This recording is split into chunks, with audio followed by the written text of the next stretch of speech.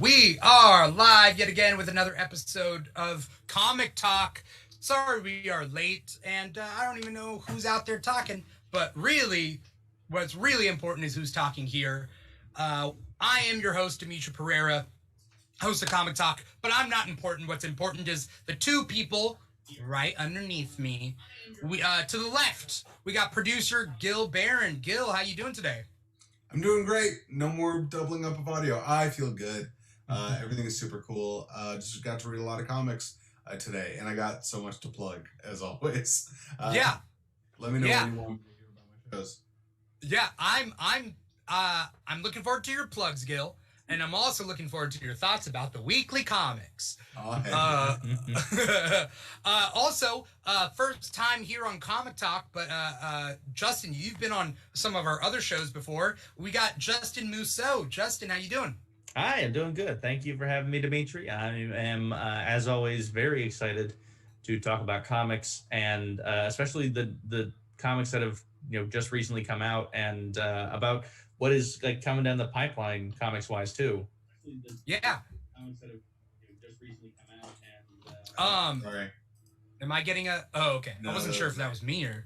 Okay. I was like, Justin's like, reload. I'm gonna repeat myself. But I was like, whose end is that? I was gonna say, Justin, you like talking about comics so much. You're like, I don't care what asshole invites me on the show. It's like I will talk comics with anybody. I'm that deprived. I feel like weekly comics is its own thing, though, right? Like, for sure. Like it's its own culture, because to be able to like read them on Tuesdays, well now Tuesdays and Wednesdays, it used to just be Wednesdays. It's its own thing, because there's people who just read the trade paperbacks like I used to, and that's good enough for them, and that's great. But people who like to keep up, that's like a whole different thing. Yeah, a good breed, one could say, or a bad breed. I'm not quite sure. I've yet to figure that one out.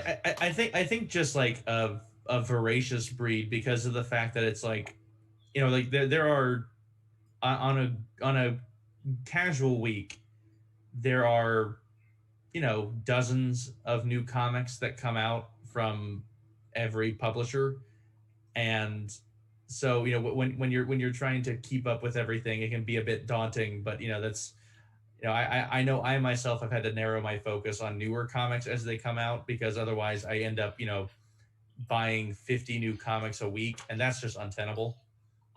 Right. Sorry, this was the worst time for me to choose to eat a chimichanga. Oh, you're fine. Gil, what do you think?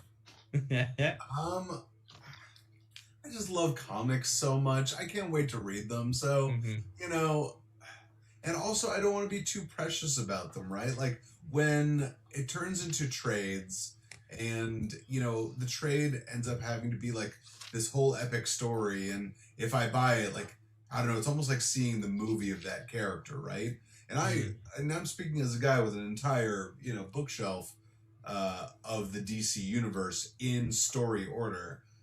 Stupidly, for whatever reason, the entire DC universe in story order. So like everything has its own its own set of importance. So I don't know, I feel like reading it weekly, it becomes less important in a good way. It becomes less necessary for me to buy every single trade, which is nice. Yeah. Sure. Yeah. This actually brings up a good question before we get started in what came out this week. Is like, first things first, do you guys have like trade paperbacks on your shelf, like lined up or whatever? And then how do you guys have it organized? Oh, I mean,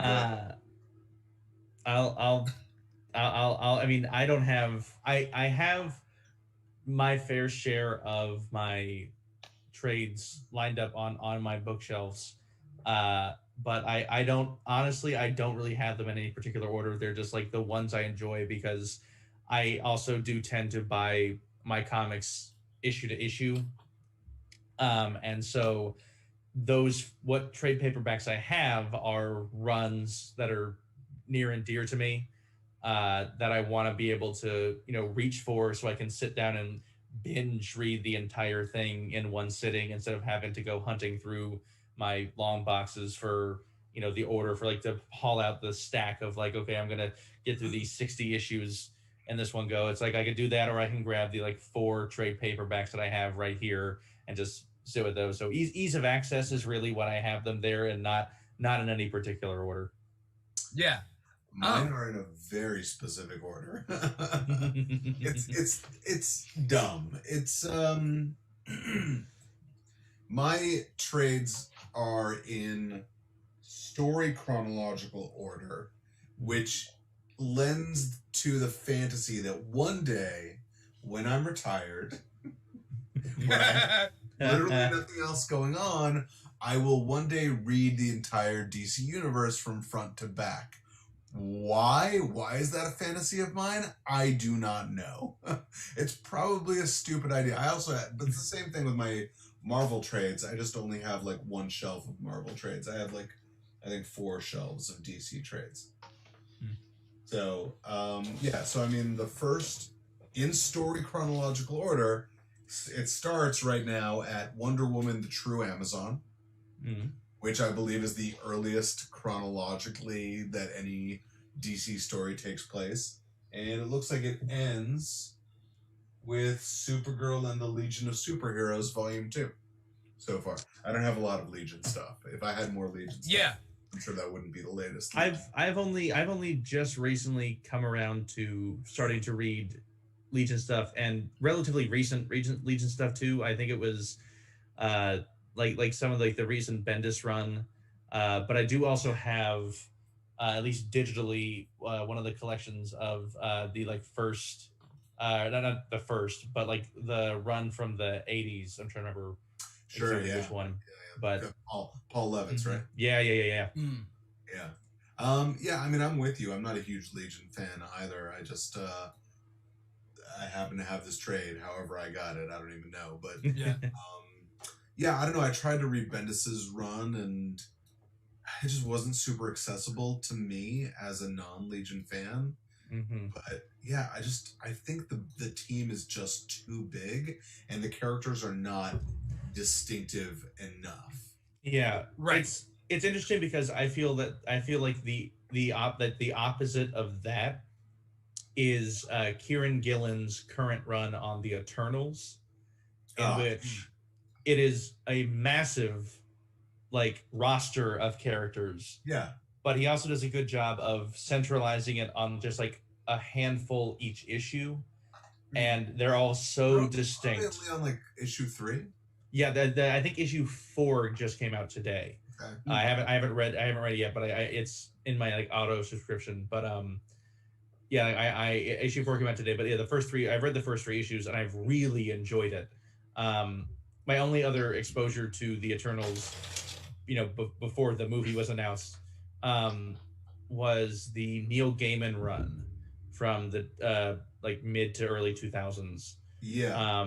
Which I loved. I really liked this kind of mythology of there these like dormant, like almost like sleeper cell heroes that don't remember that they're superheroes, and they're kind of reawakening as the world is heading towards this potential crisis. And it's interesting, and in the new run, it's a murder mystery where as like their name suggests, they are eternal. In part of it is because they are just naturally long-lived, but also because if they die, they can be reborn thanks to this like great matrix that kind of like oversees all the Eternals on Earth. But somebody has now like killed the leader of the Eternals and has sabotaged the machinery so that they can't be brought back if they die until it gets fixed. And so it's trying to figure out who could have done this and why, and stop them before too many more Eternals are wiped out. Yeah. I want to get to the weekly comic stuff, but I always wonder when it comes to Eternals, do we need the Eternals? Does the comic book landscape need the Eternals? It absolutely doesn't. Okay, And okay, and like I'm and glad. like That's a I very can easy no. yeah, and like I can unabashedly say that if it were anyone other than Kieran Gillen writing it, I probably wouldn't have picked up the comic in the first place because there's so many super teams, and especially at this point where the focus has shifted, like the Eternals are a cool concept, but it's that thing where it was very much Jack Kirby hedging his bets and creating the same thing in two different ways, and the new Right. gods are just way more interesting than the Eternals are. Yeah, what do you um think it is that makes the New Gods so much more I think honestly, I think what it is powerful, that a better term?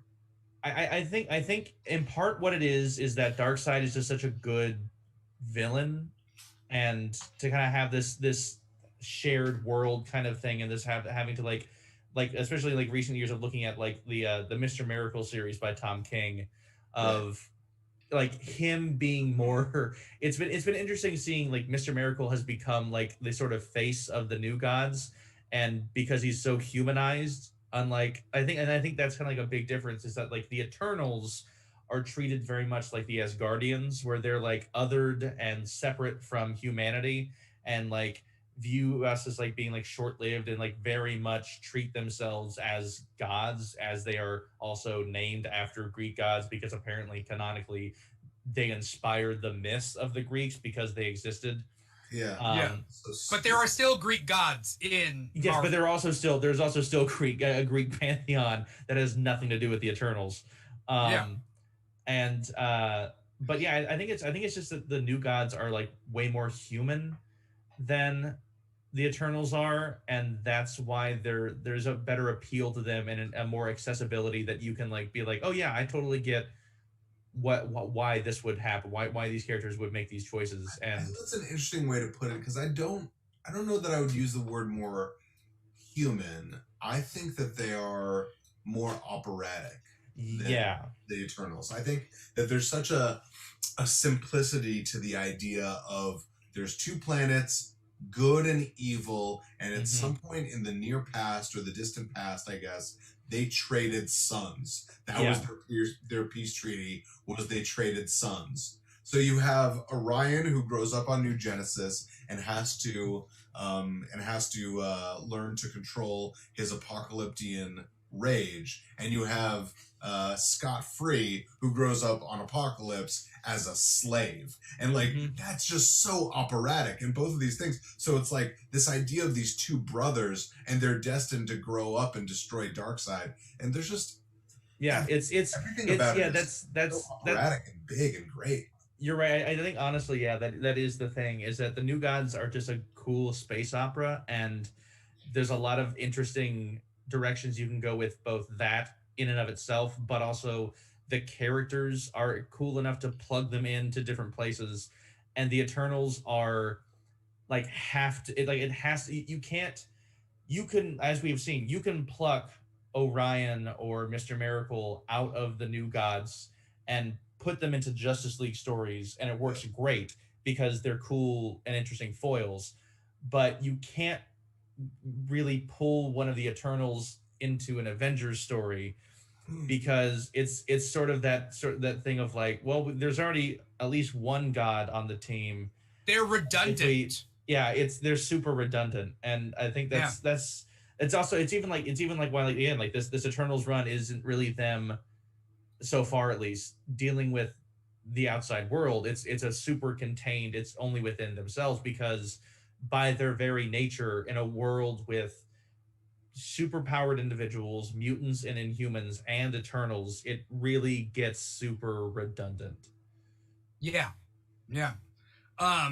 We're gonna move into the weekly comics. I have faith that the Eternals will be a good movie, but I won't be completely let down if they aren't a good movie, because you could just strike them. You could just like keep them hidden from continuity. Yeah, it's The thing is, of course, it will be a good movie, and that's what I'm so mad about. Like, I just want to live my life not caring about the Eternals. And what Right. I'm really annoyed about is that by next year, I'm going to want a fucking Icarus action figure, and I don't Right. fucking want that. I don't want an Icarus action figure. I don't want to make room in my heart to care about another 12 or so characters in the already very full MCU roster characters that I already care about. It's like how I felt when Harry Potter became a thing. Like my just feeling was like, you know what? I don't really have space for another universe in my head. Like I know too much about too many different universes, and I'm just gonna sit this one out. And in the end, I feel like my decision was justified. Probably in the long term, yeah. I think you came out on top on that one. Yeah. So for everybody, you know, who's listening or whatever, DC Comics comes out on Tuesdays, and Marvel Comics come out on Wednesdays. So you know, depending on how you get your comics, you may have read mostly DC on Tuesdays, and then now, you know, Marvel. Let's start off with some DC, shall we? What did you guys read from DC that came out this week? We can go title by title. I got little images queued up. So depending on what we talk about. But I know like Justice League, Flash, Nightwing, Catwoman came out. Batman Fortnite. I read that issue. Do any of you guys play Fortnite? No. I tried. We're gonna start off talking Batman Fortnite. Absolutely, please do, because I God help me, I've tried a couple times to play Fortnite, and there's just something about the basic mechanics of the way the game is played that I cannot do. It's like throw me into like a shooter, okay, fine. If you want to like throw me into like a survival crafting like game, okay, I can make do with that. But it's both at the same time, and if you don't build a house fast enough, someone's gonna fucking snipe you. And it's like which happens all the time to me. And I'm like, I don't need that kind of pressure. I don't need to figure out which like wheel cycle on my buttons is going to get me to the build command before a 12-year-old comes up behind me with a shotgun that they managed to spawn near and kill me for whatever frying pan I have found. Yeah, I play Fortnite, and I play it as a shooter, not a builder, and there is easily people so much better than me because they know how to build. And you shoot, and you shoot someone, and the first hit hits them. Suddenly, there's a 5-star hotel around them. Like they build it so fast, and there's these like 7-year-olds that are building forts, and it's like what? Like, and I'm just gonna be stubborn. And I'm gonna try to shoot through the building and to get to them. By that point, they're above me, and they shot me in the head. Great, you know. But what's cool about it is like the unlockable skins that you can get that don't affect gameplay. It's just about whether you want to play as Batman. You know, and like you play as Batman, and you can get a Batman glider and like do your own thing. Matthew Morey in the comments says the problem is you're playing Fortnite. Shut up, Matt. Matt and I grew up playing Halo together, and that's why I treat Fortnite like a first-person shooter, because it's like that's all I know. But Matt did not come onto Fortnite. You know, he's not on that Fortnite bus.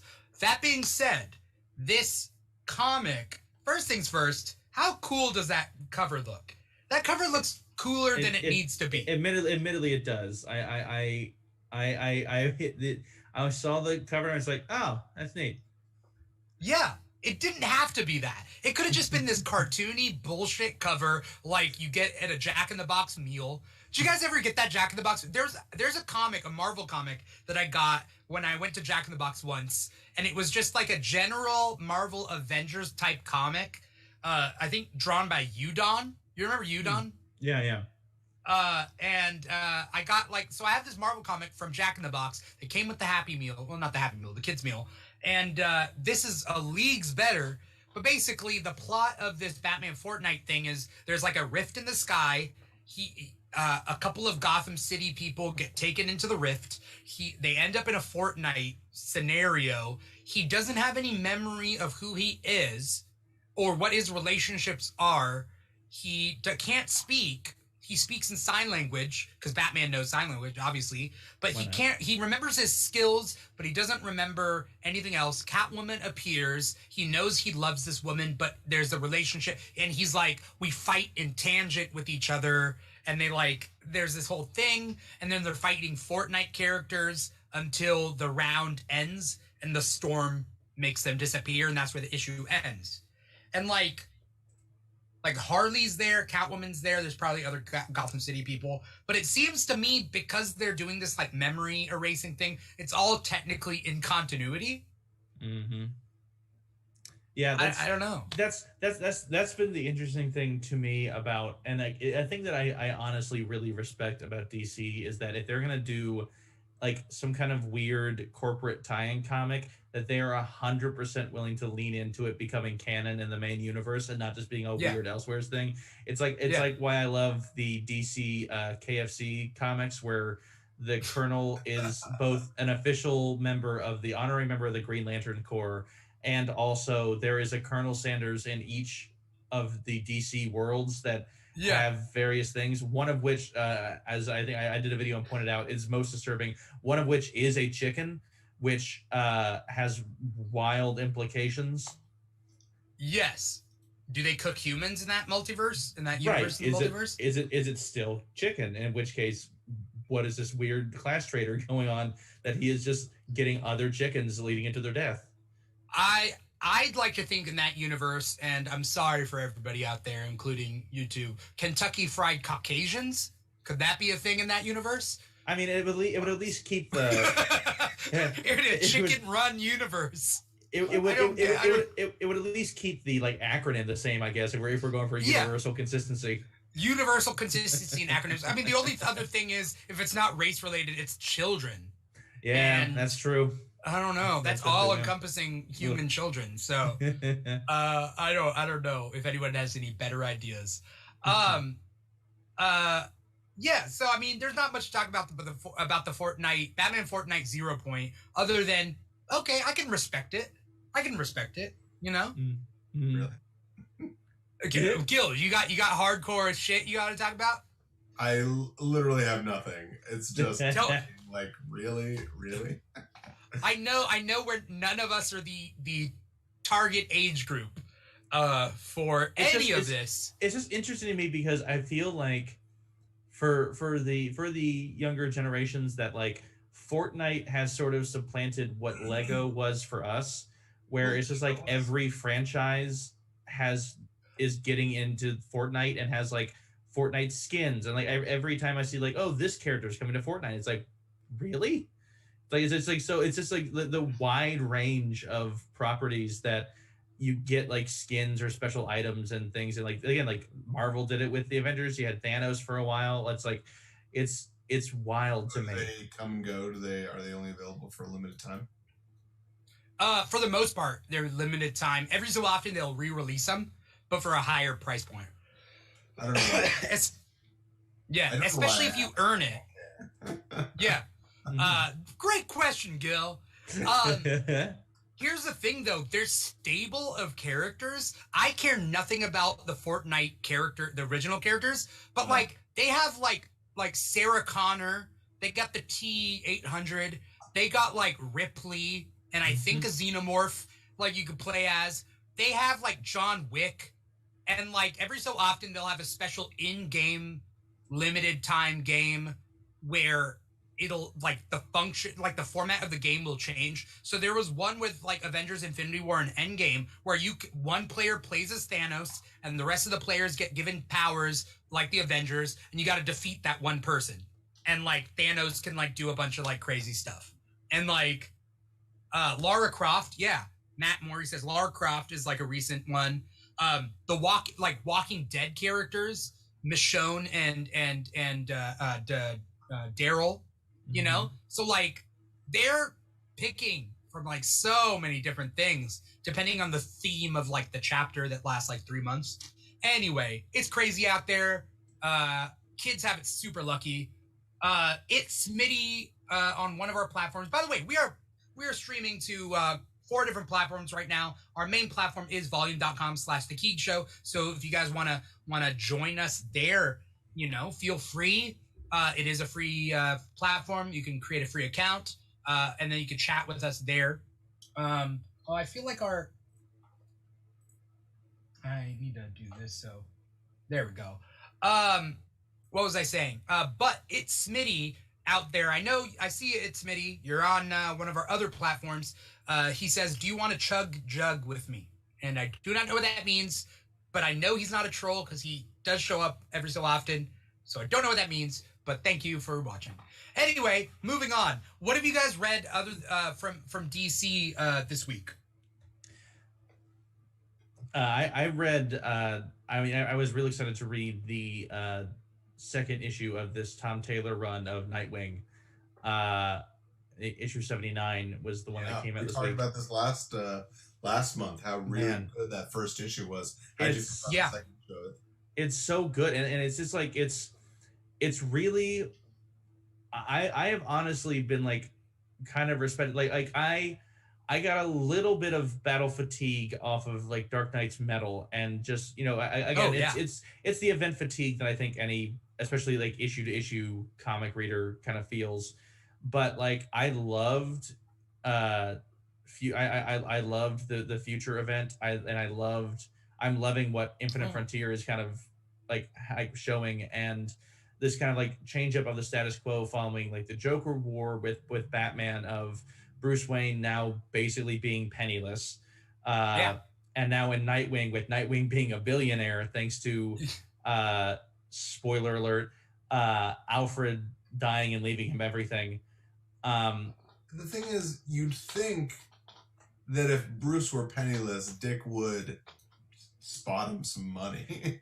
He's stubborn, though. Bruce is stubborn, right? Bruce would never ask somebody to give him money. I don't think. Hey, can you spot me? I'll pay you back. I'll pay you back Thursday. Yeah, I'm good for it. Dick Grayson would absolutely give his fortune away.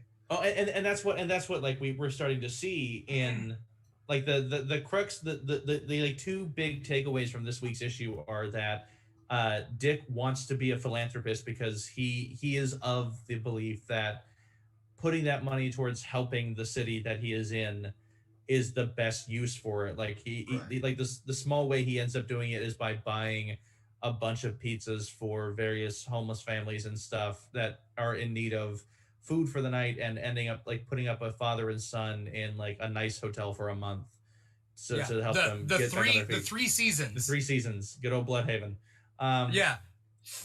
Is that Frankie Valley? Or is it Frankie Valley in the 4 seasons, right? Yeah, 4 seasons. Yeah, okay. Unfortunately, it's one shy of Frankie Valley. But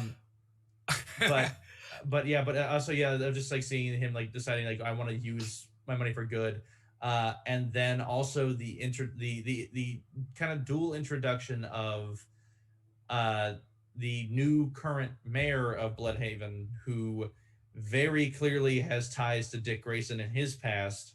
Yeah. In that, Zuko. her dad was the one who killed his. What a great concept to bring back that world of like the Zucos and the Maronis and what's going on there, and like how tied in it is to Dick's past. Yeah. I like it so much better than like trying to shoehorn in a connection to the Court of Owls or something. Like I'm tired of Court of Owls. I am. I'm tired of the Court of Owls. They were cool. They served their purpose. We can move on.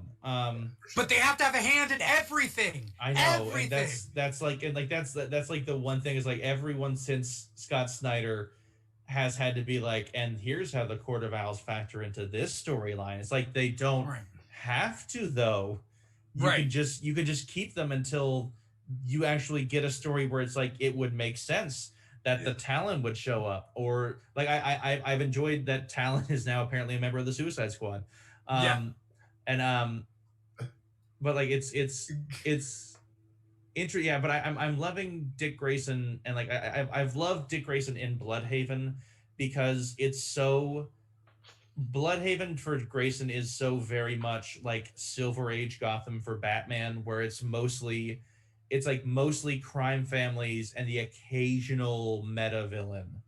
I And I just love bringing back Blockbuster as the bad guy. Like, so good. you know, I asked this in the comic book group a while ago of like, who is Marvel's version of Dick Grayson, just as a character? And one of the characters that I brought up was Daredevil, because I just, stories, they can be very similar. Like, at least when people want to be lighthearted with Matt Murdock, right? And the idea of him having his own Kingpin in Blockbuster, I think suits Dick Grayson so well. I just think it makes so much sense for him as a character. Yeah. We're all reading Nightwing, right? We all are? We should be. Hopefully we should be. Again, I popped on to... I'm relatively recent to being a really, really big fan of Tom Taylor's work. It was his last year's run of Suicide Squad that really sold me, which was not only what probably my favorite comic book series of last year, but very quickly made its way into one of my favorite comic book runs of all time. And it's just a good way of, like, he has a great way for writing these characters and for giving people individual voices, and especially in a good blending of lighthearted, of knowing how to like genuinely make me laugh at a comic, which is hard, but also have it not just come off as just like a reference or like a thing like that. It's like a thing this character would say and do in this circumstance that is still true to the character. Is it the same artist? Is that where I recognize the art from? Yes, it is. It is still. Yeah, Nightwing is still. Yeah, it's okay. crud. I can't remember. I mean, I can look. Hold on. It's Bruno. Maybe it's on the cover. No, wait here. Bruno Redondo. Yeah. Oh, okay. Here we go. Yeah. But yeah, it's.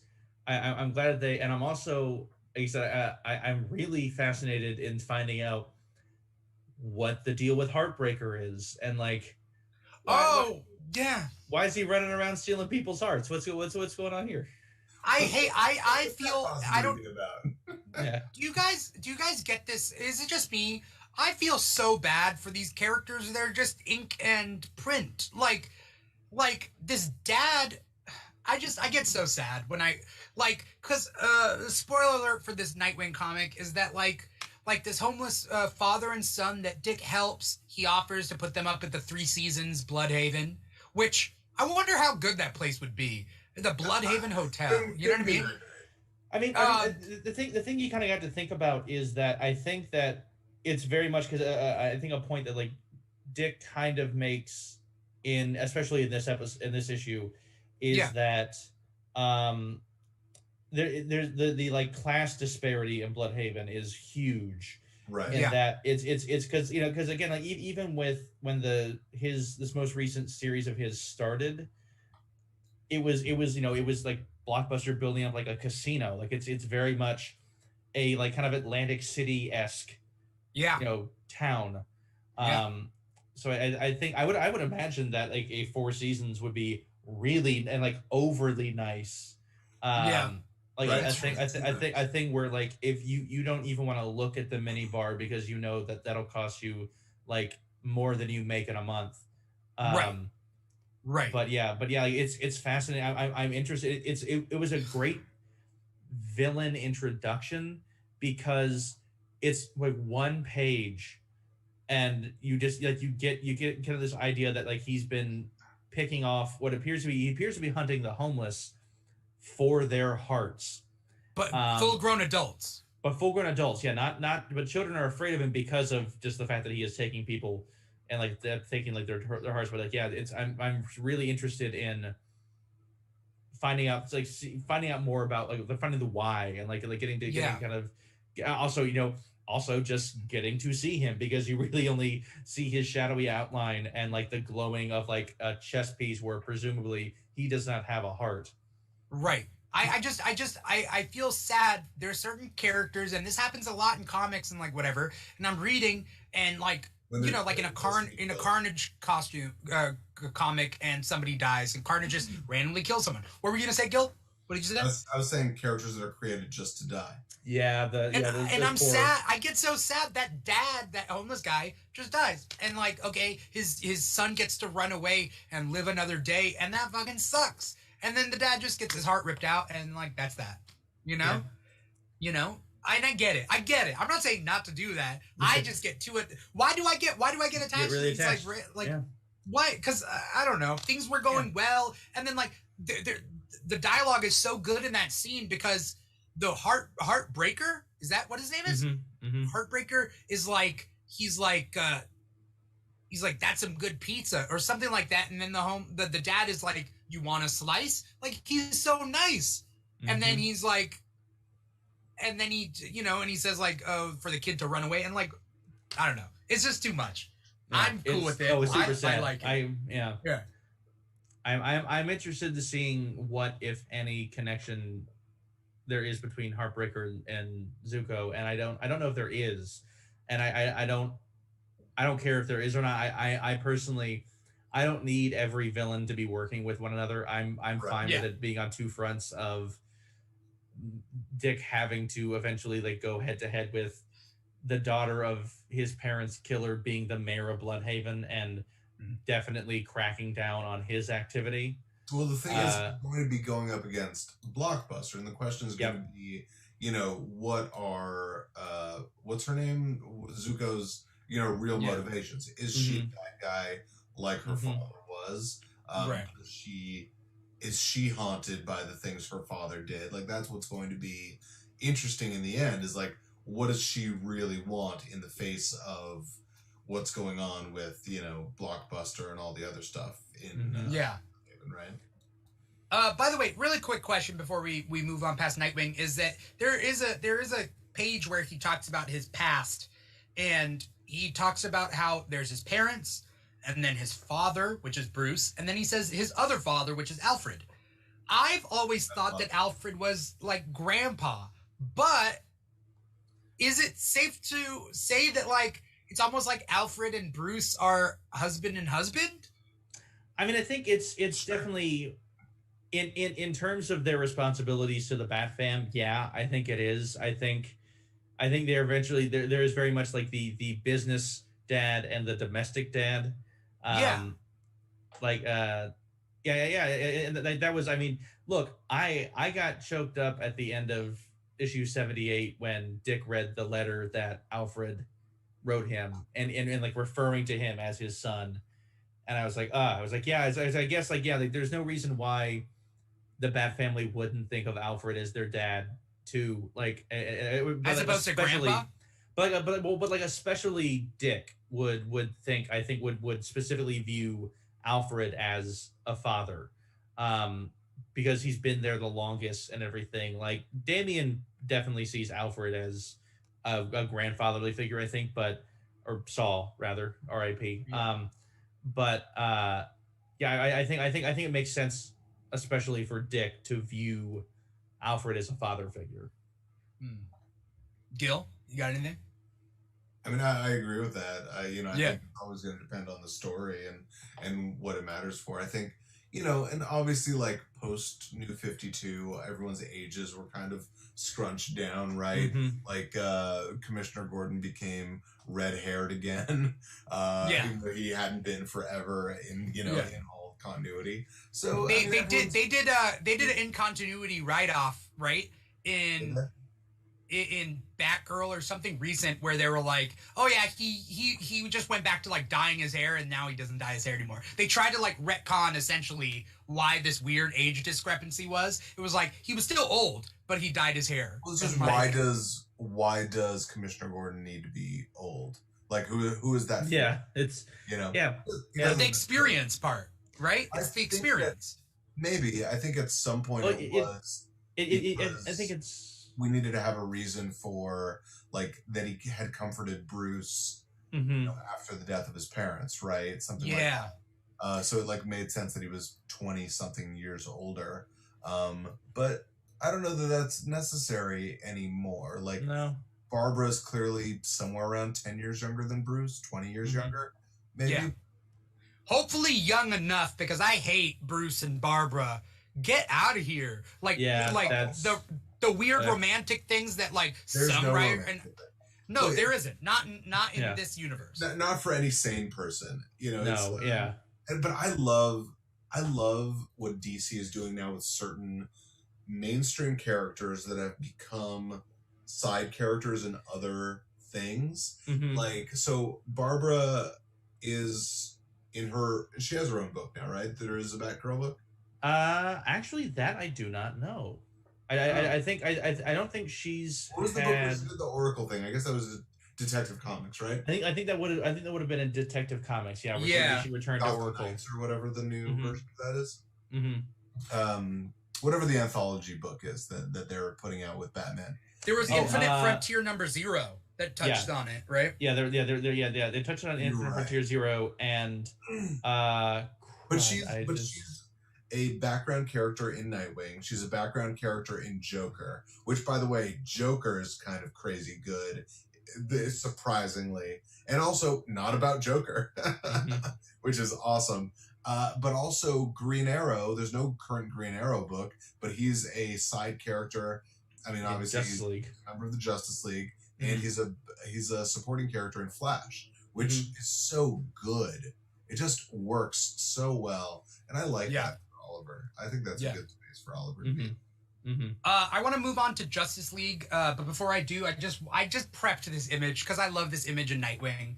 If you guys can see that splash panel, that 2-page thing of Nightwing jumping down and going through like the costumes. Yeah. Which, by the way, no, that's another page. This one's the one where he was like, oh, the Zuko, the guys, they're gonna shoot the kids, and then like he bounces down, and you can see each thing. So this artist is just really good. He bounces down and he lands on the bus, and then he comes in and he kind of swings, and then he just does a flying punch towards the guys. I just love that. I just prepped that. I love Bruno Redondo's stuff. It's really. It's very engaging to the eye, and it's very, like I said, I loved the whole opening spread of this issue of the page where he dives down and you get to see the evolution of his costumes, and then where he's reminiscing about his family, and you get to kind of see like everything kind of happen. Like he's Bruno Redondo does cool work in that sort of like structure, a very panelized structure, but I love his facial expressions. He does really good facial expressions.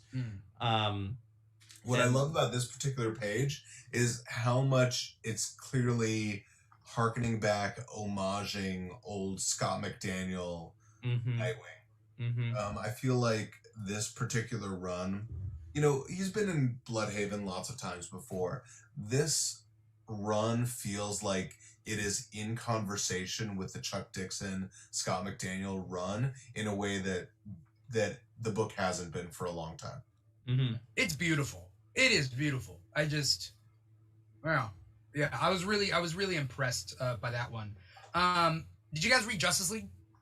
Yes. Okay, Gil, I'm gonna let you start off with Justice League. Because I got thoughts. But one of the best Supermen being written, right? Like just the relationship between Superman and Batman. It's not hokey. It doesn't feel overdone, but it just feels like, this is a guy who really believes in the rehabilitating power of service. And so he's going to say, Black Adam, if you're going to show me that you have a soul, I'm willing to listen. And I'm really enjoying this version of Justice League. I think Black Adam is really cool in it. I like that we're learning a little bit more about Naomi. I don't at this point care that much about the bad guy, but I'm willing to be taken on this ride. Like it's the bad guy as polite and kind of like dumbfounded is a fun take, and it's a particularly Bendis-y take, but like I don't mind here. Like it works. For me, even though I don't really know the villain yet, the introduction of Hippolyta and the relationship between Hippolyta and Black Adam that we know that Dan Abnett and Andy Lanning kind of fleshed out in the Winter's Bone, whatever that's. I like that it's building off of that. Justice League feels like it's really, really in continuity right now, and by that I'll be right back if you guys want to keep talking about it. Sure. Oh yeah. By that I mean I feel like it is playing with current continuity and making continuity matter right now. The fact that it's using all that winter stuff and everything we already know about Black Adam and Superman, and I just think it's and obviously everything that happened with Naomi. Clearly that's Bendis's pet project, but I don't think that's a bad thing. Yeah, I don't think it is either, and I think it's honestly interesting because it does give the Justice League somewhere to go that they haven't been before, and the combination of traveling to a brand new locale like Reed universe, and with this new team setup that is being kind of built, it's an interesting dynamic, and I loved the bit. I'm pretty sure it was in this newest issue where after the Justice League rolls up on I think one of Bruce's attacks, and Aquaman runs off to go like sign autographs. That was in the last issue. Oh yeah, we've been in the last issue, but just the moment of him just like talking to fans and being like, yeah, no, Batman and Superman don't actually fight all that much. They're super best friends. Right. Yeah, and like someone was like, does Batman does the voice all the time? He's like, yeah, constantly. He always does the voice. It's just really interesting too to get to see, like you get the sense that like it dare I say this run of Justice League and this combination of Justice League does feel like super friends because they're comfortable enough around each other to joke and make fun to drop the act, with the exception of Batman, which he doesn't do because he's Batman. But it's like yeah, they like to joke with each other, I love the kind of dichotomy of Green Arrow both being the one to be like, I think we need to bring different people onto the team so that we are making sure that we are covering all of our bases with needs of people being met that we are not currently, as we are lined up, dealing with. And then also being like, but not Black Adam. But not it's him. Like, not him. Why him? It is, in fact, a crazy idea. Yeah. To bring Black Adam onto the Justice League. It's a crazy idea. And I love Green Arrow voicing that too. And by the way, I also love that version of the Justice League where they feel like they have a history together, Mm-hmm. And one of the writers that I always go back to who really does that well is Brad Meltzer, who we haven't seen in a long time. It's been a while.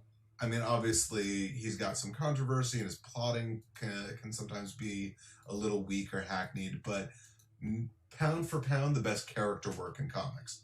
To make two characters feel like they've known each other for 20 years, Brad Meltzer really is able to do that super well, and I think that Bendis is tapping into that thing, too.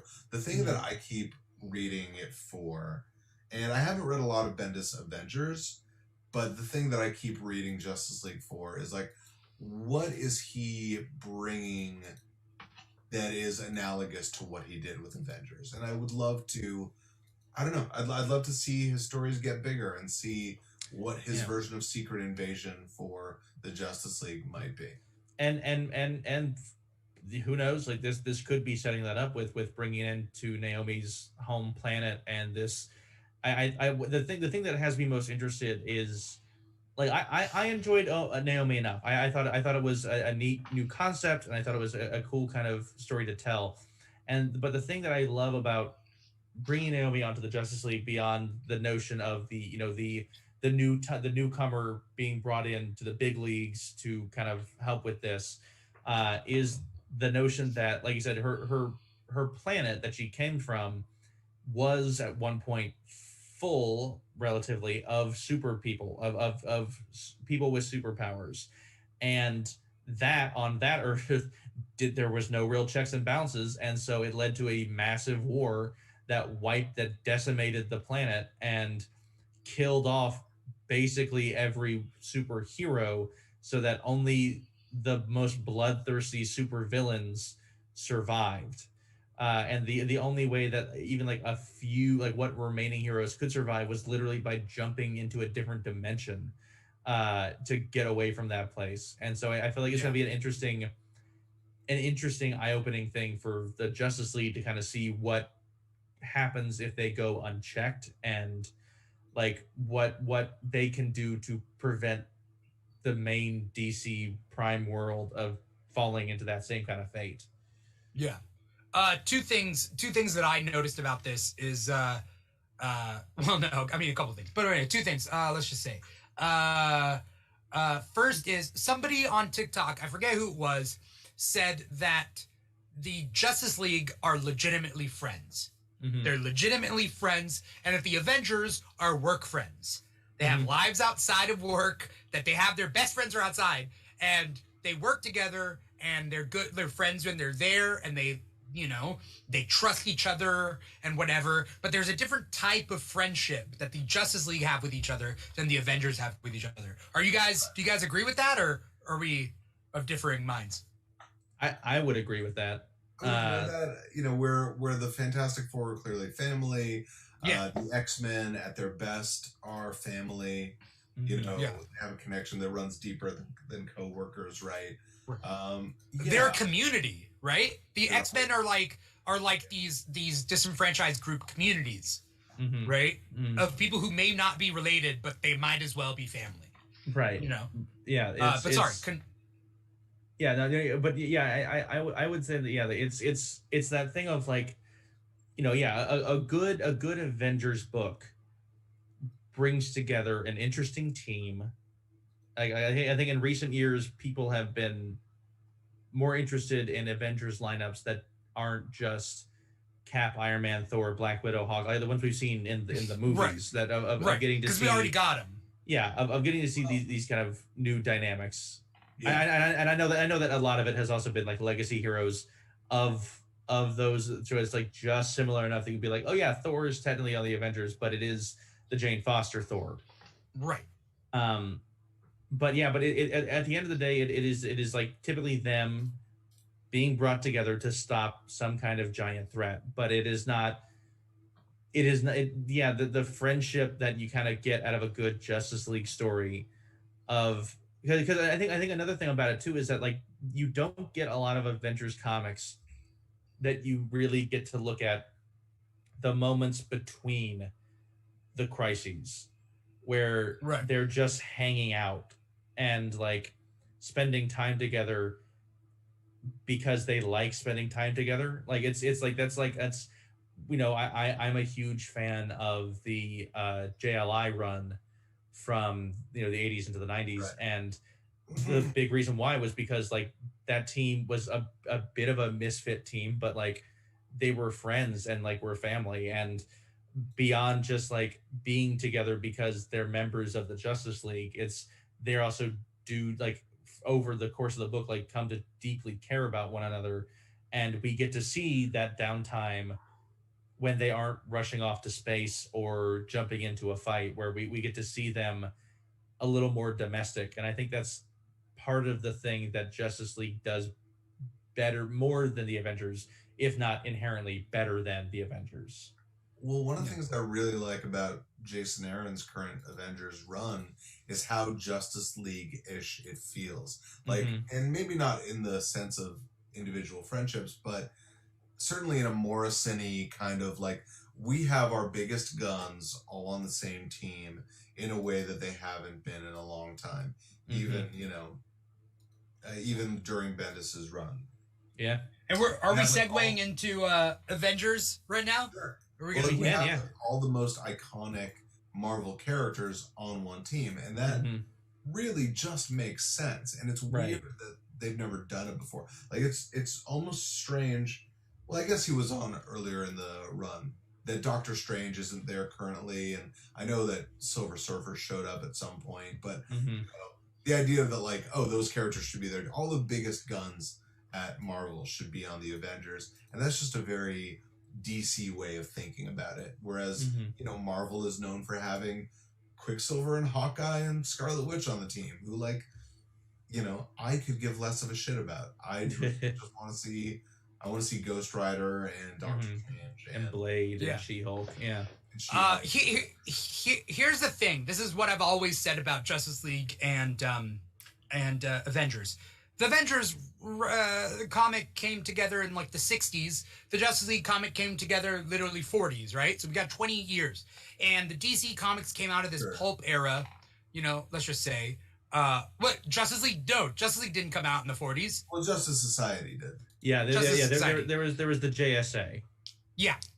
So yeah. Well, because the Justice League came out in the 60s with the Silver Age stuff. Yeah, you're right. So anyway, the point being is that like a lot of DC heroes are pulp-based, detective-based. Like DC has a ranking of best detectives. Marvel does not really. Like, you know, they can try, but like whatever.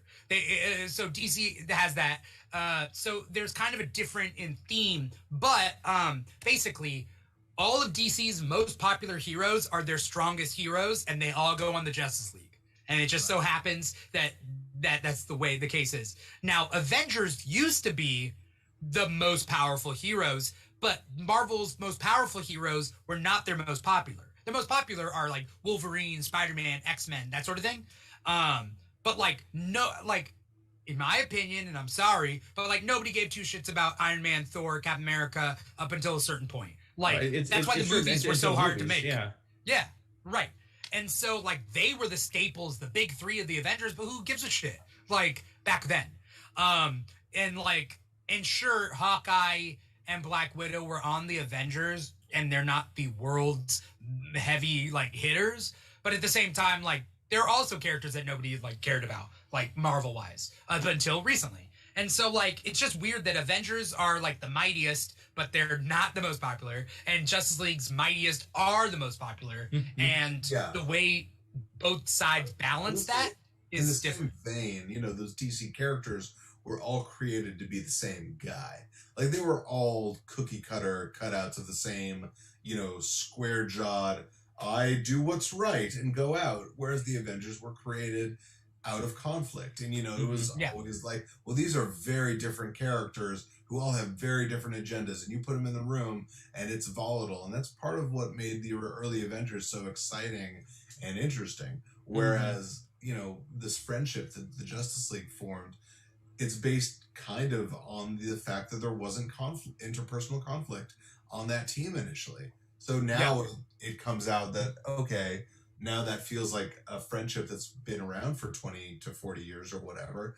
And thankfully, those characters have developed personalities over the last 50 years. So you put Green Arrow in the room and he feels like the conscience of the team. Or you put Black Canary in the room and she has a very particular thing she adds to it, as in addition to, you know, Hawkgirl and Batman and Hippolyta and all of those things, you know. What's Black Canary's archetype, you think, now? Like, nowadays? What do you guys think? I really think... Like, if we're saying Green Arrow adds something to the group, what does Black Widow add personality-wise? Black Canary? I really think Black Canary, yeah. Gail Simone really defined Black Canary for sure. In all ways, you know? And really made her... I love her being a legacy character and knowing that, like, that she has the ear of, like, her mother and the older generation of heroes, and kind of being someone who trained with Ted Grant and has a little bit of like extra knowledge to these guys. I love her kind of being a bridge between the JSA and the JLA. And also I think I love that one thing that DC doesn't have, I feel, as clear a delineation as Marvel does between its like street level heroes and its like big cosmic heroes. Because like at the end of the day, like for a lot of his time, like Superman is in Metropolis. Like he fights crime in Metropolis. And like it's Superman level threats, but it's still like but like, and like, you know, Black Canary is, by all accounts, a street level hero who happens to have an incredible meta power, but the meta power isn't even like, or even like an espionage level hero. Like the bad guys that you would see on Arrow, let's say, like international terrorists, espionage characters, and street thugs and street gangs. And I think that's kind of like what she is bringing in, like in through her also, like what Green Arrow is kind of like bringing into the two of them being with the Justice League is, Yeah. you have Superman, who is the strongest person, like Bar period. none. Like that's like Yeah. the thing. And you have Batman, who is the world's greatest detective, and you have Flash, the fastest man alive, also super smart. You have all these people who are like the most. They are the superlatives. They are like Right. all these people who are the best, the most of whatever they are. And then you have Green Arrow and Black Canary, who are neither arguably like the most or the best, like at what they are or what they do, but because they deal way more with day-to-day street level, like interpersonal stuff, that's I think one of the interesting like dynamics that they bring to the table is keeping the Justice League grounded and reminding them. It's again like the Green Arrow thing that I always think it will continue to echo down the line is the Green Lantern Green Arrow story from the stories from the 70s and 80s, but specifically the one where Green Lantern Hal Jordan gets called out on his racism, about how he's just like he's way more willing to fly off and help some aliens on a distant planet, but not the people in his city.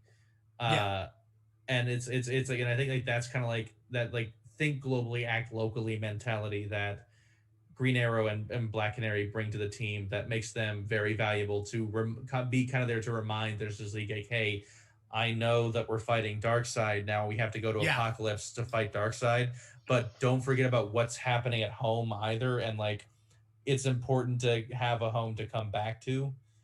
Yeah, I think that's such a good point. And, you saying that makes me feel like that might be the underlying theme of the DC universe as a concept, is just the idea of what is local versus global, or like how do we maintain our humanity when we think about larger ideas. Like if we're fighting global warming, which is really important and it's a planet level threat, and I'm talking about here in our real world. Right, yeah. We can't forget about things like police brutality and things that are more local, street level things that the universe is not going to fall on its axis off its axis if we don't address it, but real people are suffering, so we better fucking address it, and I think that is such an interesting thing that I just realized is a big theme in the DC universe of like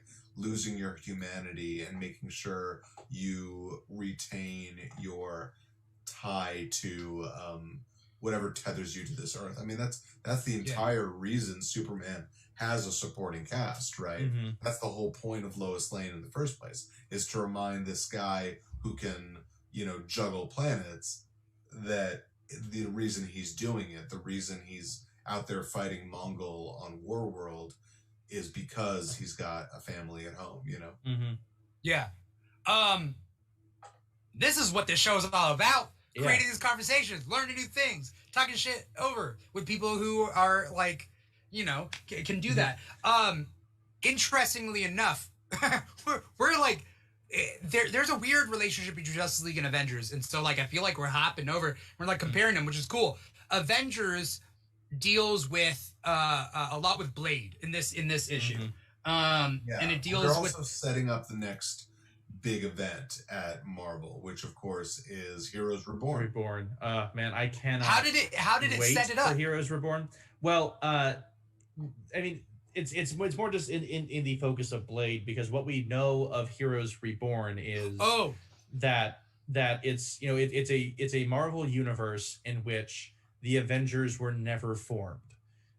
So Tony Stark never became Iron Man. Cap was never unfrozen because there weren't any Avengers to unfreeze him.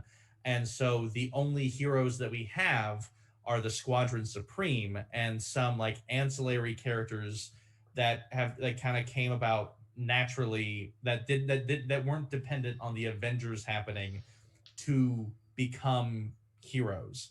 And in this new universe, Blade is the only character who remembers that something is amiss. That this is classic trope, right? Yeah. It's the Wolverine in House of M, remembering that there was a world other than this one. It's Guinan in Yesterday's Enterprise, you know. Very important. Because otherwise, you just live in that universe now. You know? Right? Yeah. Why not? Yeah. And what I'm interested in about it is that it's clearly going to be kind of a commentary on DC Comics as a story thing. So we're finally going to get what it feels to me like is, and this is just based on nothing but conjecture, but it's reminding me a little bit of Busiek's JLA Avengers, where, you know, one thing, you know, it was fun to see the smash 'em up of that book of like, you know, let's see Superman and Captain America go at it or whatever. But the deeper thing, and the reason why that book still stands the test of time, is that it's a commentary on both universes and what makes those characters different, and why does Superman work in the DC world but wouldn't work in the Marvel world. And I think we're going to see a story like that with the Squadron Supreme, who clearly are Justice League analogs, and I'm just really excited to see it. I'm so excited to see what they do. And, you know, this is 20 years after JLA Avengers. Like, what's changed? Has it been 20 years? Yeah. Holy what? I also just love the Squadron Supreme. And like I really liked the miniseries they got after the Secret Wars whole Convergence bit, where they were basically like the Squadron Supreme of multiple universes that came together. And like I just really enjoy these characters. And like, while yes, you know, they started off as literally just a riff on the Justice League, I think what's been done, especially with, like, there's been more focus, I think, on like Hyperion and Nighthawk. Yeah. More so than some of the others, but like I'm just really excited to get to see this world where like they were the Avengers, where like they had to like step in and become the defenders of this world amidst like a couple of other, you know, heroes. JLA Avengers was 2004. So almost 20 years. Almost 20 years since that book. That just, oh man, that starts making me think of like, how many years has it been since I graduated high school, blah, blah. I'm not there yet. When we get to the anniversary, can we do an episode that is comparing JLA Avengers to Marvel versus DC? Oh, absolutely. Because I read them as prequels to each other, as a sequel to each other. Oh, you're talking about when in 2024 will we do that? Is that what you're saying? Yeah. Can we put that on the schedule? Well, yeah. I mean, we'll probably do that before 2024. In fact, that's just a good idea just to do. You know, we'll see. We'll see how it goes. What was I gonna say? What's up? I said, don't make promises you can't keep. Yeah, I was like 2024. Like, who knows? Who knows? This is an interesting question I wanted to pose to you. In the Avengers issue 45 that just came out, you see what some of the characters are doing on their off time. Okay, you see Captain America just running laps. You see Captain Marvel benching, or like not benching but lifting. You see She-Hulk studying intergalactic law. You see Tony building stuff. You see Thor drinking, so on and so forth. But I really want to focus on the working out people. What would you say, Gil? I just said it was a really fun, silly sequence. So what they did in that sequence was everyone is like breaking records, and they keep telling the computer to delete the records. And it seems like it comes from a place of like, well, clearly we're superhumans. We're not allowed to like hold those records, which I think is a fun explanation of things, right? But it's also so they say delete the records, but then they tell the computer to play whatever music or sounds they need to motivate them. So like, oh, okay. So you know, like Carol Danvers goes, you know, play me the sounds of an F-15 jet, and And I think Tony Stark goes, "Play me the disappointed sighs of my father." Yeah. Cap was 40s jazz, I think. It was 40s, yeah, something. Was it 40s something? Yeah. I didn't notice that part. I noticed the breaking of records part. Just an interesting side question. It really has nothing to do with the plot either. Captain America is running laps in his suit, in his Captain America suit, his uniform, you know, whatever. And then Carol, Captain Marvel, is lifting in her suit. Why don't they have workout gear? That's the first question. Who would work out in their suit versus workout gear? Second thing, would their workout gear just be regular normies, like civilian gear, or would it have like the Avengers insignia on it and their logo on it? Like, who would do all that? You get what I'm saying? I think we see that in various times and places. Yeah. Like, the Right. movies do that really well, right? The Yeah. movies are like, well, here's what they're wearing on their off time, and it's always sort Yeah. of vaguely colored like their uniform, right? Mhm. Right. They do a generally good job of that, and, it just depends on... The movies have to do that. Yeah. They have You to do know? I mean, the movies have to do that because, like, you can change. You can't just have Captain America wearing his Captain America suit while they're having that party in Age of Ultron. Like, it's not the same. Who's And gonna it's stop just, him? Yeah. like, yeah, he could. But would Captain America? What would Captain America wear when working out? I don't know. I mean, I think again, it's that thing where it's like I feel like it's a simple enough thing of just like plain white undershirt, like maybe like something comfortable to obviously let him move. Right. You think like if anyone's gonna have the branding, it's gonna be Tony Stark. It's probably gonna be Right. some kind of Stark brand, Under Armour kind of thing. Right. I just don't think Captain America would have his Avengers logo workout gear or his star, like a star on his workout gear. I don't think he would do that. You know what I mean? It was just that side thought. Sure. Yeah, I guess not. And who would fund it? Stark would probably create a whole line of workout gear that Steve would say, I already got my gear. Like, It's all right. Whatever, I'm wearing sweats or whatever. yeah. Adorable. Anyway, that was just a side thing that I wanted to bring up. What other Marvel comics did you guys read this time around? Because this is where I tap out. I think I stopped with I read Avengers. 3 X-Men books this week. I love X-Men, and it sucks I can't talk about it right now. But Justin, did you read the X-Men? The main one I read was Way of X, which I Okay. Interesting, right? Let's talk about Way of X then. Let's talk about Way of X.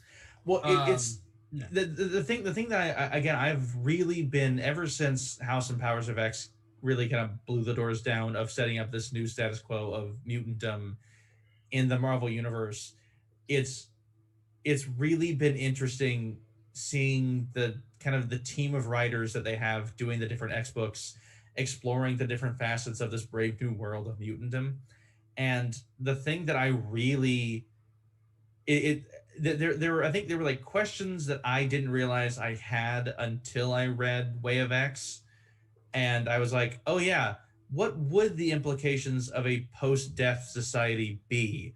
Because like, yeah, it's like you are definitely like, Nightcrawler is a beautiful audience surrogate in that not only is he like a much beloved character, but like, he is a man of faith, and what does it mean to have faith in a world where death doesn't really exist and people are always going to come back, and just like the sharing in the horror of watching Pixie just run up and taking a shotgun to the face just for the thrill of it, just to say that she's done it, is like skydiving, or like that's that's what death has become. And like the introduction of like that aspect of like that cultural shift with the mutants who have gone through it, and also the introduction of the Crucible as being a really interesting. That's the Apocalypse battle, right? Mm-hmm. That Apocalypse used to run. Before, though, haven't we? We've seen that The Crucible. That thing. Yeah, we've seen it before. Yeah, I completely agree. And what a scary idea. I know it's like one of those things that Jason Wayne Christian talks about, right? Like why he doesn't particularly like this run. And if anyone doesn't know, Jason Wayne Christian is also in our comic book Facebook group. Okay. Really smart dude. He's knows a ton about comics. But his issue with this particular run is that no one has called out how insane the resurrection protocols are yet, and how that those clearly are not the original characters. Those are clones of the original characters, and that nobody's talking about it. And like he's like, I feel crazy because no one is saying it. And like either that means that what's his face that Hickman hasn't thought of it, or he has thought of it and doesn't care, like just because it hasn't been addressed yet. So it's interesting that we're that's why like I'm glad that there was like room enough for basically an event to happen within this run of X-Men and X-Books to kind of like stretch your legs and get used to the new paradigms. Yes. And now we can start questioning it and like looking deeper at the implications of what does it mean to live in a world where if you die you will come back, and if you are coming back, is the you that dies is not the one who comes back? Because like I said, when Pixie is killed, she comes back, and there's like two fundamental things. One, they have to show her video of her death because she doesn't remember it, because her memory is time-stamped before she died. Is it time-stamped right before? No, it's an earlier thing because of the way that the resurrection process now works, with Professor X implanting a mental snapshot essentially of whoever is being cloned to come back. Right. But it does not include, because I think in part because he's not there with them when it happens, but also because of just the trauma of, I think he moves that from, he uses an earlier one so that no one comes back knowing the trauma of feeling having died, even if they have like in its own way. Yeah. It is well, and that's what like the thing is like, and I'm loving about this is that we're starting to kind of pull at some of the loose threads, like how a point that was made early on, I think in House of X, near the end of the miniseries before we got into the new round of X books, but of the fact that none of the precognitive mutants were brought back. They're not allowed.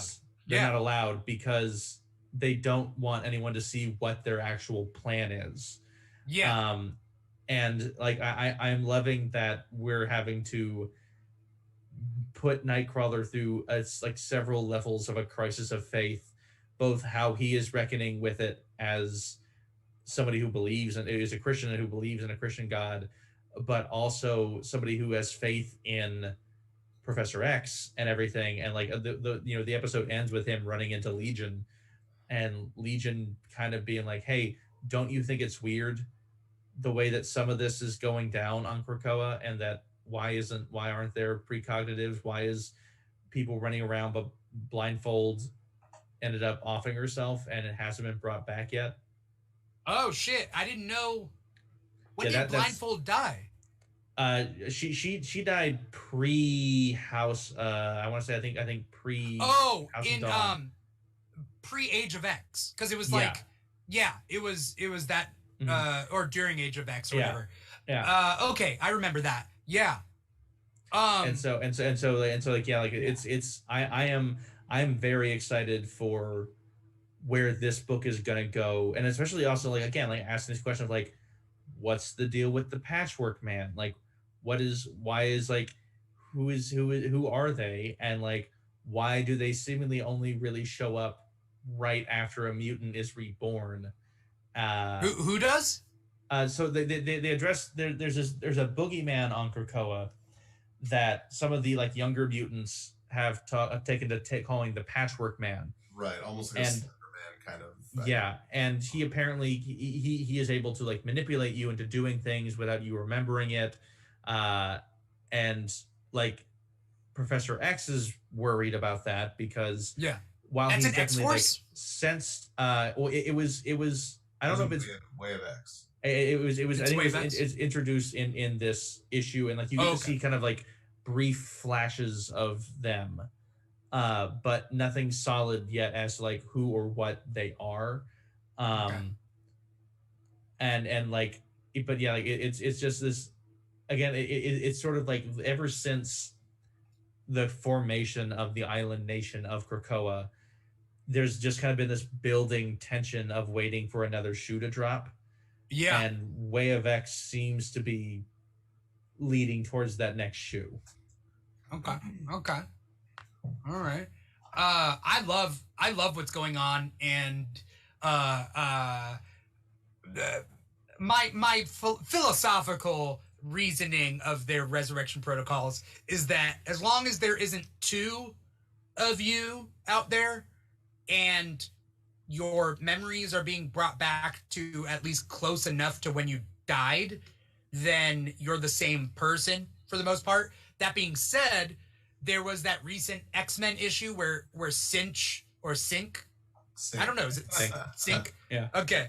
And Laura and Darwin and fell in love with Mhm. Wolverine. But by the way, they just announced the new lineup for X. Yeah.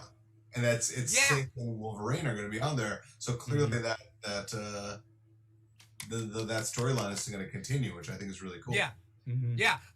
What I was gonna say is Sync, when he got brought back, is the same Sync, but Laura being brought back is not the same Laura, because her however many hundreds of years of experience that change her personality is now you're brought back to like an alternate you.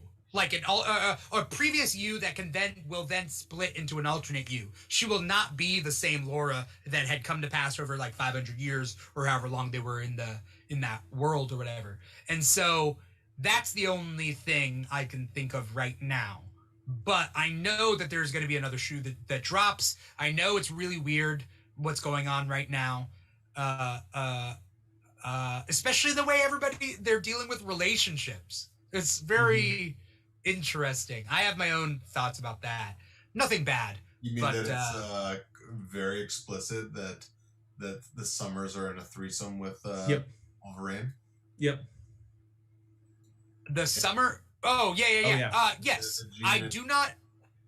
Yeah, I think that Scott and Wolverine are sharing Jean. I don't think that Scott and Wolverine are doing each other. That's my personal thought. I think the only reason that they aren't is because Marvel doesn't want to go all the way to bisexual Scott and Logan. Yeah, like Bisexual, Polykill. Yeah. I think that if they were a braver company, they would just go for it.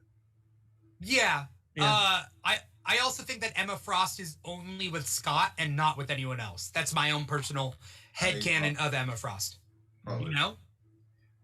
Because Emma's an interesting character. I know certain people recently are hating on Emma on TikTok. You don't think she and Mr. Sinister are getting it in? No. They hate each other. Yeah, that's why I think they are. Yeah. I think Mr. Sinister may be in love with Emma, but I don't think Emma's like... Mr. Sinister is also weird too. Like, I've loved Mr. Sinister has been one of my favorite parts of these new X books.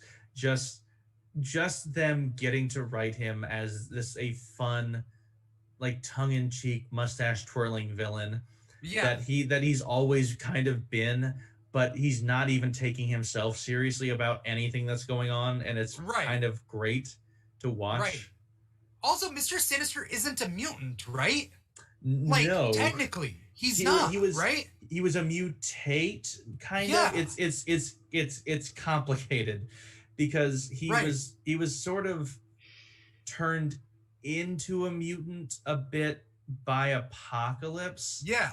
But then through his own experimentation on himself, and the hard thing, the basic way I look at it as Nathaniel Essex was not a mutant. Mr. Sinister that is there today is a mutant because he is the X-removed clone of Nathaniel Essex that has been duped in with the X gene. Okay. So that's like the reason I could see of why. And also, I think he's also just there because, again, it's very useful to have him around, as he is He's definitely yeah, the foremost geneticist when it comes to working with the X gene. right. On a separate note, I think Mr. Sinister is either Pan. He's either Pan or he's Ace. I don't think there's a middle ground for him. He could be a flamboyant asexual character, and he knows how to push people's buttons, or he's super Pan and he's flamboyant as well. Like, he's very interesting. Clearly, just having the most fun of it. Yeah, he's very much enjoying himself, and that is a reason why I'm always happy whenever he is in an issue. Is just because, like, people are like, so much of the X-Men is just now being concerned about maintaining their status quo and trying to rescue whatever leftover mutants didn't make it through a Krakoa gate yet, or taking out like Orcus and these other like organizations that are trying to wipe them out or shut them down. And he's just having fun. He's just so thrilled at everything that's it's kind of the way I felt about in Way of X. You really got a good head-on talk with Dr. Nemesis, and who to me has gone full Krieger from Archer, who is just like, there are no rules, there are no limits, there are no like morality Nemesis breaks. Is he a mutant? I can't. Yes. I don't remember. He's just smart. Yeah, he is arguably one of the smartest people on Earth, and like you said, I just love that he has decided to use this break from morality that the X-Men have given themselves by being like, yeah, we can't die anymore, so what does anything mean?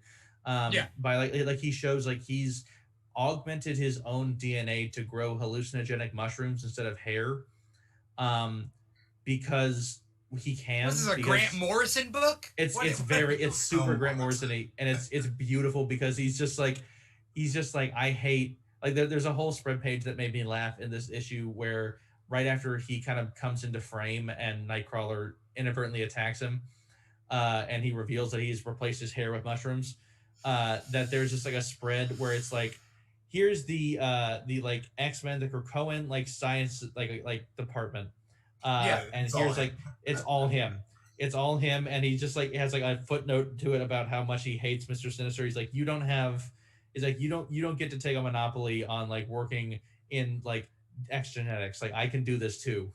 Yeah. I'm just icked out by mushrooms growing out of your head. Like, I'm very icked out right now. Oh, it looks wild. There's body horror in it. It's fun. Yeah. You know, if you're Mortal Hulk, you'll like that.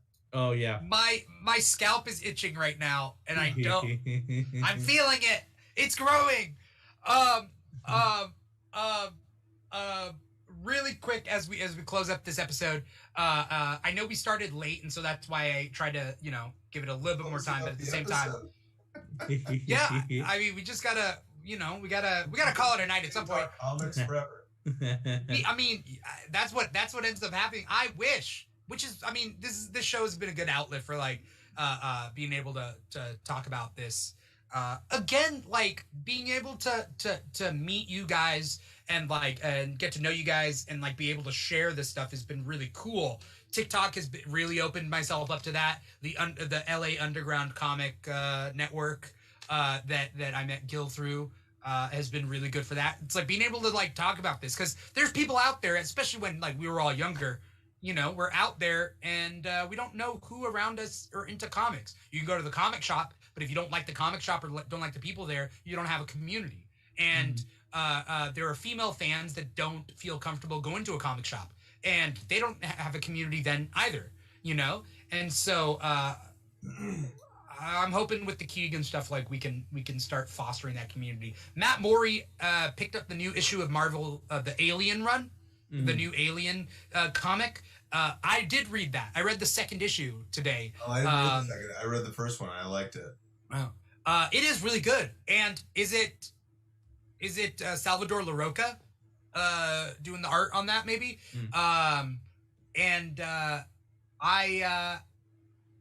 Again, those are one of those another comic where I'm like, I hate when people die. It's not just like when people die, but it's when you like sympathize with them and then suddenly out of nowhere their head explodes. Great. Wonderful. Lovely. You should know in an Alien comic, not. I know. Yeah, don't get too attached to anybody. I'm not hating on it. It's just my heart, guys. I've got a big heart. My mom used to tell me that when I used to cry at every movie when I was a kid. She was like, "Now you know the movie's good. It's made you cry. Also, you have a huge heart." And then now she's just like, what are you doing, dude?" Yeah, Matt Morey says that happens a lot in Alien. People die without warning. I get it. I know what I'm in for. It is what it is. But really quick before we do get going, I'm going to go one by one and tell me if there are any other issues of something that you read this week. Hopefully I have the, if I have the image, I'll bring up the image and give me like a sentence or two or three of what you thought about it. And then go to your next one, and then we can kind of get through just kind of some like closing thoughts. Gil, I'll let you go first. Teenage Mutant Ninja Turtles. Jennika just finished its 5-issue miniseries, which was really, really good. I just love everything IDW is doing with Teenage Mutant Ninja Turtles right now. You know, I was telling Justin just before we got on. It's just such a great kitchen sink book. Like, it reminds me a lot of Strangers in Paradise or even Love and Rockets, where it's just like, it feels very indie in a smart way. Like, clearly there was a big event that happened a couple of years ago that I completely missed about the gene bomb and whatever happened there. And now it's just a story about the turtles trying to build a community in Mutant Town and trying to deal with all of these humans who are now mutants. And the introduction of Jennika has been so smart. And this last issue was literally about Jennika forming a band. It was an entire 30 pages about Jennika having to form a band in order to save the future. Like, she has to form a rock band. And every one of the characters that they chose for it, it felt almost like, what's going on with Hickman on Krakoa, right? Like every character that they go to join this band has their own very particular history with the Turtles, and it was so fascinating and smart and well done, and the dialogue is so naturalistic, and the art is just so... Because they're just human-animal hybrids, there's no cheesecake, there's no beefcake. It feels very much like... It feels fun in a way that not all comics do. I'm a huge fan of what's going on with Turtles right now. That was one really long run-on sentence, Gil, but I'll take it. Sure. No. Matt Morey in the comments does ask... He was obsessed with Teenage Mutant Ninja Turtles as a kid. He loved the old cartoons and whatnot. Where does he get started with the comics? Gil, since you're in the chat, would you type out your stuff to him as I hear from Justin on what his thing is? And so we can alternate between Gil and Justin, until we get rapid fire shit off. Justin, what do you got?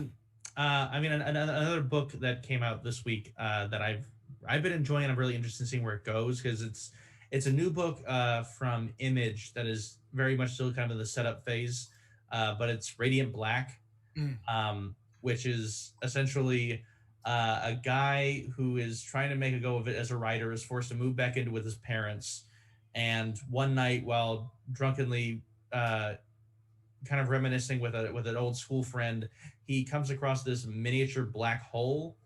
And by it kind of like merges with him and then gives him a super suit, kind of like a Power Ranger, like a Super Sentai suit. And it's him kind of figuring out how it works, what he can do with it, and what he should do with it. Especially after he finds out that there are other people who have different colored and different powered suits, and what they're choosing to do with it versus him. But it's been a real interesting kind of setting up the world. But I really enjoyed that one this week. I read the first issue of that, and I thought it was good. I need to catch up.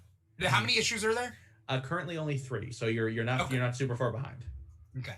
Because what we get a lot is like people like Matt, let's just say, asking questions. But we get people in the comments being like, where do they start? Where do they go? And like Image comics tend to be like, if you're not like, if you don't necessarily want to jump into Marvel or DC, or you do, but you want something that's not Marvel or DC and bogged down by all this continuity, Image has a lot of comics that literally start and they end.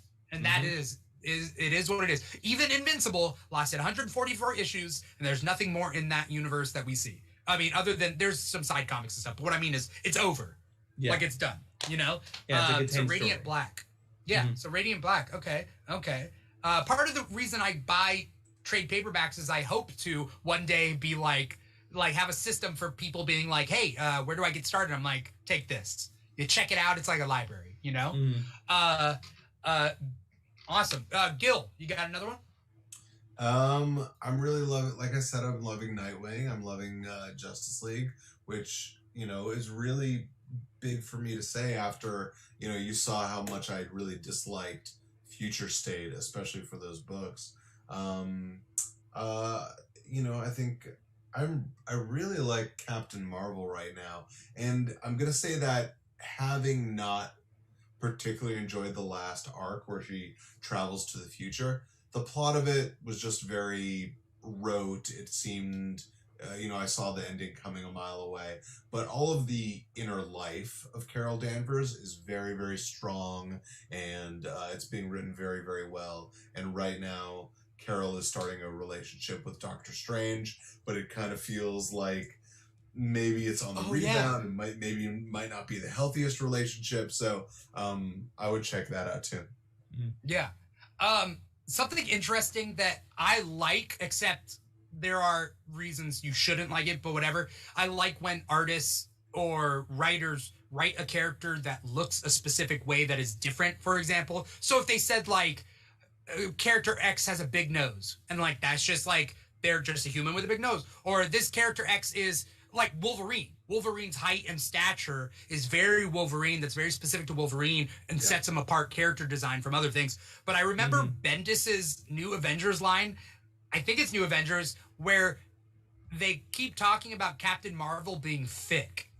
Like, it's just like a weird thing that I'm like, okay, I like that idea that like, from now on, like, just draw her as like a thick, curvaceous lady, which I don't think has continued on. But like these little things, you know, if a character has big ears, like their character has big ears, because, you know, you could draw Peter Parker so many different ways. Nobody's ever settled down on like Peter Parker has the mole on his face. Like they've never settled on that, you know? Mary Jane sometimes has a mole, right? Does she sometimes have a beauty mark? I can't remember. Sometimes. I know. No, she has dimples, right? Is that what she has? J. Scott Campbell draws her. She has a beauty mark, I think. Okay. I like those type of things. So anyway, sorry, that's what it reminded me of. Also, it just reminds me that like Power Girl, right? Like Power Girl has the exact same thing where because of the boob window, it ended up becoming its own joke. We're like, well, why would you have a boob window? Well, clearly she has a lot of cleavage to show, you know? So that became part of her kind of look for a long time. Right. Anyway, by the way, we got third place in the hourly contest, which is awesome, from 10 to 11. Nice. So, you know, that's cool. Finally did it. Justin, do you have any closing thoughts about any other comics that you read this week? Yes, another one I actually really enjoyed is the Mighty Valkyries. That one just kicked off this week, and it's really interesting, especially following where King in Black kind of like it's not ended, but like what it meant for Jane Foster as Valkyrie, and being able to find the original Valkyrie, who is now as of course being drawn to look much like movie MCU Valkyrie. Really, they retconned her appearance? Well, she found character. It's a different character, but she managed, she went, you know, for ever since Jane Foster took the mantle of Valkyrie, she was working kind of under the impression that she was the last Valkyrie, but then she found another one who is ostensibly the MCU Valkyrie, locked away in this body, like the body of the Celestial. And so in the new Warriors Valkyrie, the new Warriors Valkyrie is also out there and exists and was part of the Curse of the Valkyries series that happened during King in Black. And the artwork, I was just super impressed by the art in this issue of Valkyrie. Oh yeah, it's real good. Incredible. And like the cool thing about what this series seems to be kind of setting itself up with is that each issue is going to have at least like 2 distinct stories in it that will follow one of these Valkyries. And this one, it is Jane Foster basically kind of being conscripted by Loki because there is this giant wolf that's trying to chase him and is just like hurting people, and he needs Jane's help handling that. But also the B story of it is essentially MCU Valkyrie trying to find what happened to her past, because she doesn't really have any memory of where she came from or much. Like she knows that she is a Valkyrie, but she doesn't know her own name.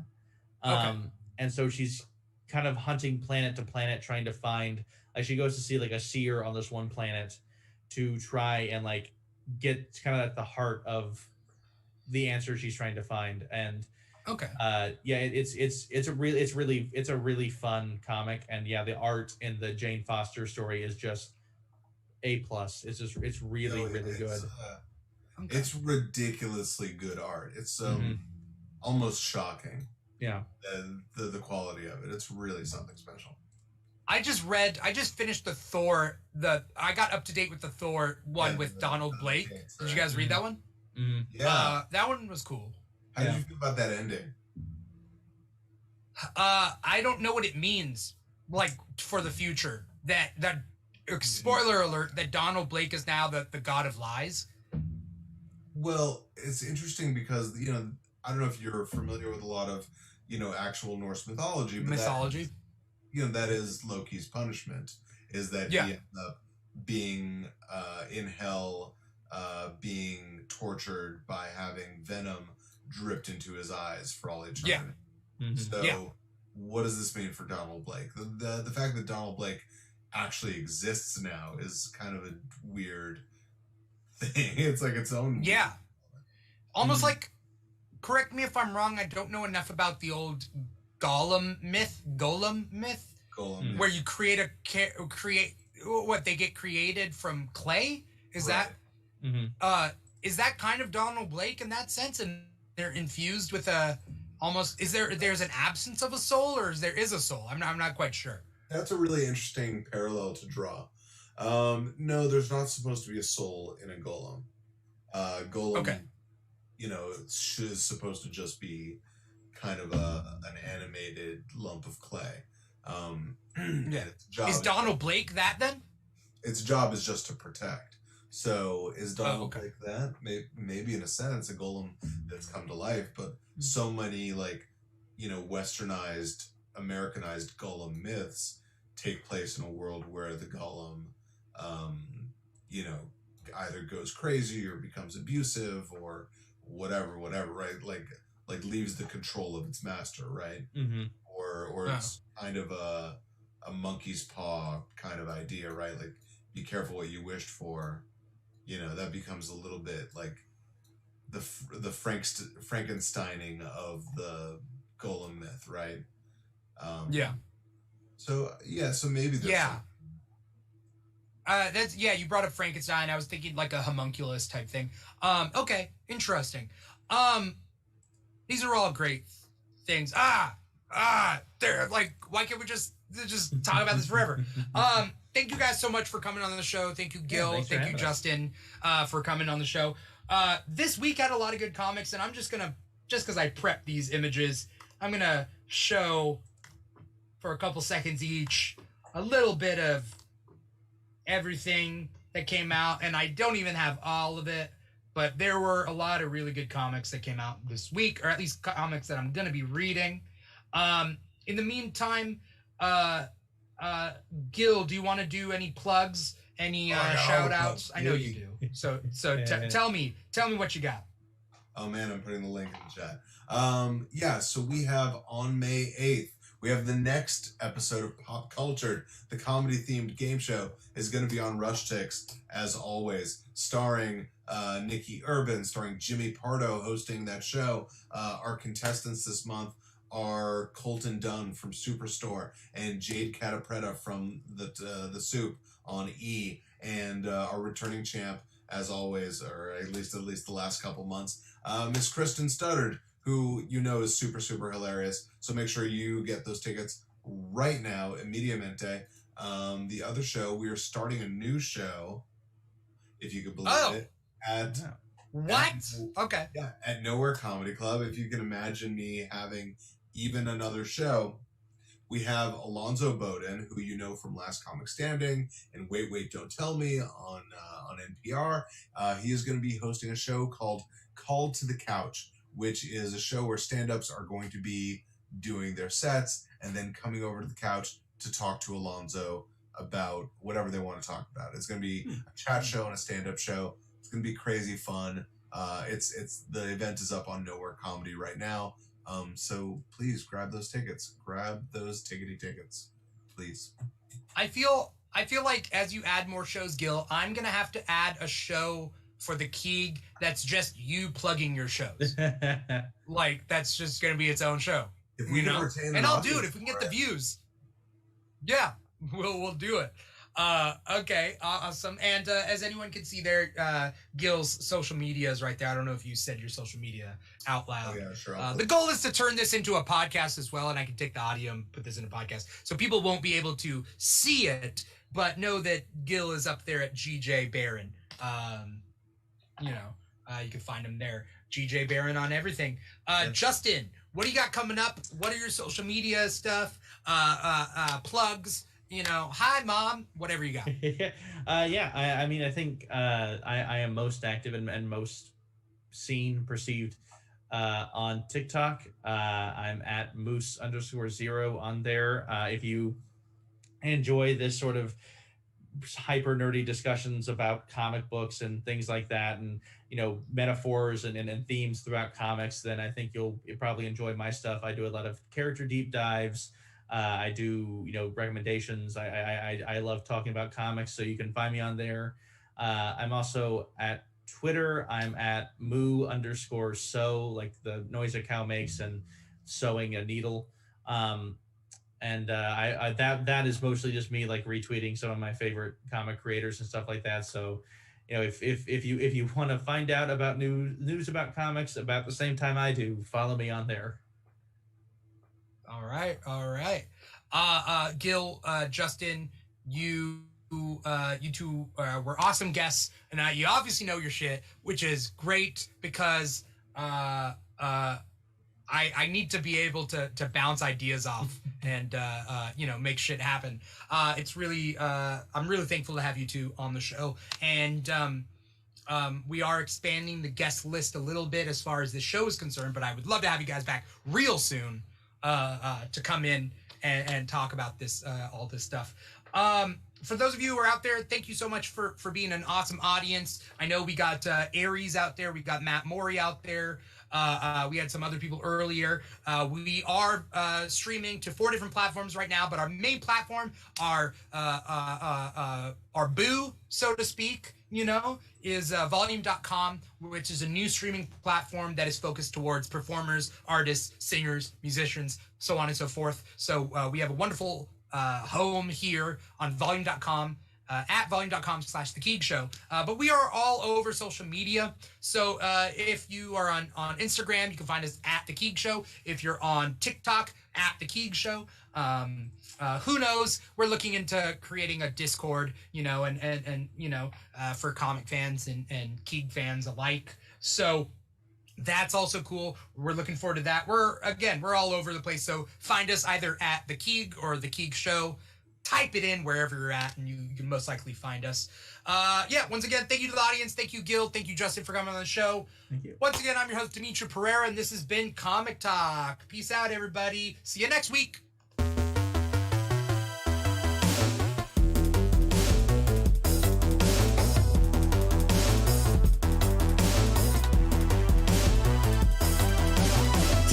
T-H-E-K-double-E-G. T-H-E-K-double-E-G. T-H-E-K-double-E-G. Get ready, get ready, get ready for the king. Grab your cape and grab your mask. You're either super strong or super fast.